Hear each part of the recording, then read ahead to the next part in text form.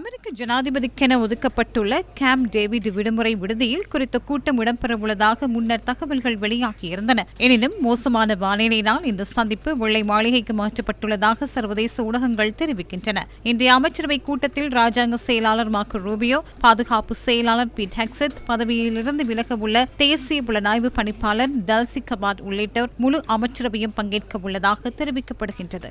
ரஷ்ய பிரதி வெளிவகார அமைச்சர் அலெக்சாண்டர் அலிமோவுக்கு அமெரிக்காவிற்கான விசா வழங்கப்படாமை தொடர்பில் ரஷ்யா கண்டனம் வெளியிட்டுள்ளது. நேற்று நடைபெற்ற ஐக்கிய நாடுகளின் பாதுகாப்பு பேரவை கூட்டத்தில் பங்கேற்பதற்காக ரஷ்ய பிரதி அமைச்சர் அமெரிக்க விசாவுக்கு விண்ணப்பித்திருந்ததாகவும் தீவிர கோரிக்கைகளுக்கு மத்தியிலும் அமெரிக்கா அதனை நிராகரித்து விட்டதாகவும் ஐநாவுக்கான ரஷ்ய தூதுவர் குற்றம் சுமத்தியுள்ளார். ஐக்கிய நாடுகள் சபையின் தலைமையகத்தை நியூயார்க் நகரில் நிறுவுவது தொடர்பாக 1947 ஆண்டு எட்டப்பட்ட ஒப்பந்தத்திற்கமைய ஐநாவின் அதிகாரப்பூர்வ நடவடிக்கைகளில் பங்கேற்க வரும் வெளிநாட்டு ராஜதந்திரிகளுக்கு எந்தவொரு கட்டணமுமின்றி விரைவாக விசா வழங்க அமெரிக்கா கடமைப்பட்டுள்ளதாக ரஷ்ய தூதுவர் சுட்டிக்காட்டியுள்ளார். இதன் பிரகாரம் அமெரிக்கா ஐக்கிய நாடுகளின் தலைமையக ஒப்பந்தத்தை மீறியுள்ளதாகவும் இது இம்முறை தலைமை பொறுப்பை வகிக்கும் சீனாவுக்கு இழைக்கப்பட்ட அவமதிப்பு என்றும் அவர் வலியுறுத்தியுள்ளார். ஐநா பாதுகாப்பு பேரவையின் மே மாதத்திற்கான தலைமை பொறுப்பை வகிக்கும் சீனாவினால் சர்வதேச அமைதி பாதுகாப்பை பேணுவது தொடர்பான விவாதமும் கூட்டமும் கூட்டப்பட்டிருந்தது. சீன வெளியுறவுத்துறை அமைச்சர் வாங்கி தலைமையில் இந்த கூட்டம் நடைபெற்றிருந்தது. ஐக்கிய நாடுகள் சபையின் செயலாளர் நாயகம் ஆண்டனியோ குட்டரஸும் இதில் பங்கேற்றதுடன் சீனா,